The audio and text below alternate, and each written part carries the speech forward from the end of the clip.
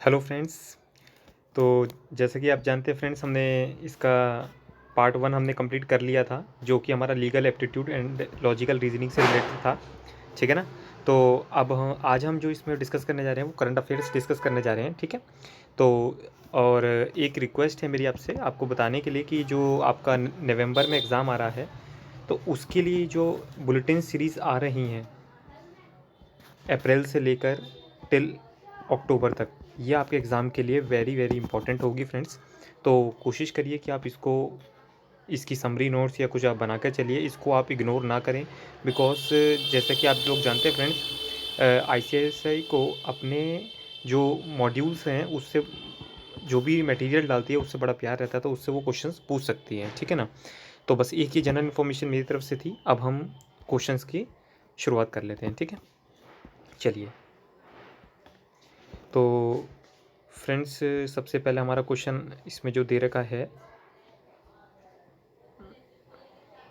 हाँ, तो current affairs का जो पहला क्वेश्चन है, क्या prime minister Narendra Modi inaugurated the world largest highway tunnel, जो कि किस नाम से जानती हैं, अटल टनल के नाम से, इन विच स्टेट या यूटी। ओके। तो फ्रेंड्स, जैसा कि आप लोग जानते हैं ये काफ़ी न्यूज़ में भी रहा है। तो अटल टनल बेसिकली अगर मैं आपको बताऊं तो ये फ्रेंड्स हिमाचल प्रदेश में इस्टेब्लिश हुई है, जो कि एक जो हाईवे है लेह मनाली का। ठीक है ना। उसमें, और इसकी 9 किलोमीटर की लेंथ है। ज़्यादा तो आपको जानने की कोई ज़रूरत नहीं है, बस आपको ये पता होना चाहिए कि ये किस स्टेट में हुई है, ये हिमाचल प्रदेश में। ठीक है ना। रोहतांग पास के पास, अगर आपने इसका नाम सुना हो तो, रोहतांग पास। ठीक है ना। तो उसके पास ये बनाई गई है। ठीक है। ठीक है। तो अब सेकंड क्वेश्चन हम डिस्कस कर लेते हैं। सेकंड क्वेश्चन क्या कहता है, which among the following the special purpose VVIP aircraft air India one for exclusive use for the president, vice president and prime minister. Okay.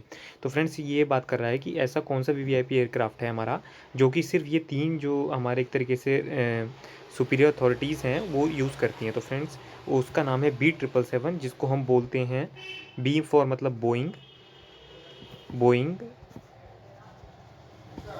Boeing 777। ठीक है ना। बोइंग 777 के नाम से ये जाना जाता है। एक तरीके से कमर्शियल एयरप्लेन है। ठीक है ना, जो कि हमने यूएस से परचेज़ किया हुआ है। ठीक है, चलिए। तो ये तो सिंपल सा था। उसके बाद आ जाता है फ्रेंड्स कि जो थर्ड हमारा एक वैश्विक भारतीय वैज्ञानिक वैभव समिट हुई थी अभी। ठीक है ना। तो इसको किसने इनॉग्रेट किया था फ्रेंड्स, इसको नरेंद्र मोदी जी ने इनॉग्रेट किया था। तो ये बेसिकली क्या था, ये बेसिकली आपका एक कॉन्फ्रेंस था, कॉन्फ्रेंस जिसमें हमारे रिसर्चर्स ने और एकेडमिशियंस ने पार्टिसिपेट किया था। इसमें मोदी जी ने बोला था कि भाई ये कॉन्फ्रेंस है ग्रेट माइंड्स की। ठीक है ना। ये साइंटिस्ट कर रहे हैं, कमेंट्स देते हैं, अपने व्यूज़ देते हैं। ठीक है ना। और एक तरीके से साइंटिफिक क्यूरियोसिटीज़ को जनरेट करना। ठीक है ना। क्योंकि आगे आर्टिफिशियल इंटेलिजेंस का और block data chain analyst analytics robotics, इस तरीके का चीज़ों का ज़माना है, इसलिए इस चीज़ को फोकस में बहुत रखा गया है। ठीक है। तो बेसिकली ये वैश्विक भारतीय वैज्ञानिक वैभव समिट की बात है। उसके बाद ये तो फ्रेंड्स एक तरीके से रिपीट ही हुआ है। Who chaired the 5th special session WHO का, जैसा कि मैं आपको पहले बुलेटिन सीरीज़ में भी बता चुका हूँ कि एग्जीक्यूटिव बोर्ड के चेयरमैन बनाए गए थे डॉक्टर हर्षवर्धन जी। ठीक है ना, जो हमारे हेल्थ मिनिस्टर भी हैं। तो उनको, इसका क्या है, वो एग्जीक्यूटिव बोर्ड के चेयरमैन हैं। तो 5th सेशन कौन हेल्ड कर रहा है, हर्षवर्धन जी। ठीक है। उसके बाद हमारा क्वेश्चन आ जाता है आपका कि the airport in which the following state becomes airport authority of India. Okay, मतलब जो 100% एक तरीके से सोलर पावर प्लांट है, सोलर पावर एयरपोर्ट है, वो कौन सा एयरपोर्ट बना हुआ है। तो फ्रेंड्स, वो आपका पुडुचेरी में बना है। ठीक है ना। और ये बेसिकली आपका इसकी जो कॉस्ट आई थी वो 2.8 करोड़ है। और ये बेसिकली एब्सोल्यूट पावर न्यूट्रल के कॉन्सेप्ट पे बना हुआ है। ठीक है ना। जो कि किसने कहा था, एयरपोर्ट अथॉरिटी ऑफ इंडिया। ठीक है, चलिए। तो इस तरीके से फ्रेंड्स हमने क्वेश्चन कर लिया। उसके बाद नेक्स्ट क्वेश्चन है, कहता है who has been appointed as the new chairman of the TRAI। तो अगर ये हमसे न्यू चेयरमैन पूछ रहा है तो पहली बात तो हमारे को पुराना चेयरमैन भी पता होना चाहिए फ्रेंड्स। तो पुराना जो चेयरमैन था फ्रेंड्स वो आर.एस. शर्मा जी थे, जिनको इन्होंने रिप्लेस किया है किन्होंने, डॉक्टर पी.डी. वघेला। ठीक है, तो इसमें हमारा नाम कहाँ रहा, ये रहा, डॉक्टर पी.डी. वघेला जी ने रिप्लेस किया है। ये बेसिकली गुजरात काडर के आई.ए.एस. ऑफिसर हैं। ठीक है, 1986 बैच के। और इन्होंने आई थिंक आपको अगर इन्फॉर्मेशन होगी तो जीएसटी के रोल आउट में भी काफ़ी अच्छा पार्टिसिपेशन लिया था। ठीक है, चलिए अब नेक्स्ट क्वेश्चन डिस्कस कर लेते हैं। नेक्स्ट क्वेश्चन क्या है आपका, the legendary singer S P. Bala Subrahmanyam who passed away on the 25 September, तो वो किसकी आइडेंटिफाइड, मतलब किसकी वॉइस निकालते थे एज अ, बेसिकली फ्रेंड्स ये सिंगर थे, म्यूजिशियन थे। ठीक है ना, तो ये जो हमारे एक्टर हैं सलमान खान, उनकी आवाज़ निकालते थे, और जिनका भी रिसेंटली डेथ हुई है, और एट अ एज ऑफ 74। ठीक है ना, इनका वीडियो वगैरह भी वायरल हुआ था, इन्होंने बोला था कि आई एम फिट, बट उसके बाद भी इनका डिमाइस हो गया। तो आप इसमें ऑप्शन देख सकते हैं कौन सा है, बी। ठीक है, चलिए उसके बाद क्वेश्चन 8 हम डिस्कस कर लेते हैं। 8 क्या कहता है, what was the theme of the international day of the peace. International day of peace friends जो 21 सितंबर को बनाया गया था, ये बेसिकली जो आप सुनते होंगे ब्रह्म कुमारीज, उन्होंने एक तरीके से इसमें पार्टिसिपेशन लिया था। और 20 सितंबर से 21 सितंबर तक 24 आवर्स का बेसिकली क्या किया था, मेडिटेशन ऑर्गेनाइज़ किया था।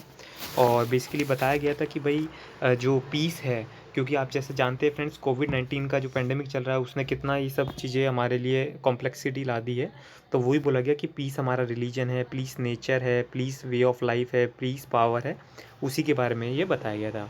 अगर आपको इस चीज़ के लिए इंटरेस्टेड रहते हैं तो आप उसको यूट्यूब पर जाकर चेक कर सकते हैं। ठीक है, चलिए उसके बाद तो ये बेसिकली हमारा किसमें था, ये इसका जो थीम थी वो थी शेपिंग पीस टुगेदर। ठीक है ना, शांति की संस्कृति। ठीक है, चलिए क्वेश्चन 9 डिस्कस कर लेते हैं। 9 क्या कहता है, विच नेशन विल को host the global climate summit in December along with the United Nations. तो फ्रेंड्स जो ये बेसिकली आपका समिट की बात कर रहा है, ग्लोबल क्लाइमेट समिट की, तो वो हमारा यूके एक तरीके से को होस्ट कर रहा है इसको। ठीक है ना, यूके ब्रिटेन से। और जहाँ जो वहाँ के जो प्राइम मिनिस्टर हैं बोरिस जॉनसन। ये सिर्फ थोड़ा सा आपको मतलब बस पता होना चाहिए इन केस अगर, क्योंकि ये सबमिट वगैरह आपके सिलेबस में पार्ट है, दैट्स वाई ये क्वेश्चन बनना है, तो इसके बारे में अवेयरनेस होनी चाहिए। और ये 5th एनिवर्सरी बना रहे हैं इसकी। ओके, चलिए क्वेश्चन नंबर 10th जो लास्ट क्वेश्चन है हमारा वो डिस्कस कर लेते हैं। Who has been elected as the Rajya Sabha deputy chairman. Friends यहाँ पर आपने अगर नोटिस किया हो तो यहाँ पर वर्ड डिप्यूटी है। ठीक है ना, ओनली चेयरमैन नहीं, बिकॉज जो राज्यसभा के चेयरमैन होते हैं वो होते हैं vice president of the country. तो डिप्यूटी चेयरमैन कौन है फ्रेंड, डिप्यूटी चेयरमैन है हरिवंश नारायण सिंह, जो कि एक तरीके से दोबारा चयनित हुए हैं, इलेक्ट हुए हैं, और इससे पहले भी यही पीरियड होल्ड कर रहे थे। और ये बेसिकली क्या है, पॉलिटिशियन है, जर्नलिस्ट रहे हुए हैं ये, और मेंबर ऑफ पार्लियामेंट है। तो फ्रेंड्स और बाकी अगर इनके बारे में आप जानना चाहते हैं तो ये फ्रेंड्स इनके बारे में आप जान सकते हैं। चलिए तो फ्रेंड्स इसी के साथ हमने ये सेकंड सीरीज़ भी कंप्लीट कर ली है। बस मेरा एक ये रिक्वेस्ट रहेगा फ्रेंड्स, आप जैसे पार्ट 1 मैंने देखा है कि पार्ट 1 आप देख लेते हैं, पार्ट 2 भी उतना ही ज़रूरी होता है, उसको भी आप इसको चेक कर लीजिए करिए। ठीक है, तो फ्रेंड्स बाकी अगर कोई आपको दिक्कत आती है तो आप मुझे कमेंट कर सकते हैं, मैं उसका रिप्लाई कर दूँगा। तो मिलते हैं फ्रेंड्स नेक्स्ट लेक्चर में। Thank you.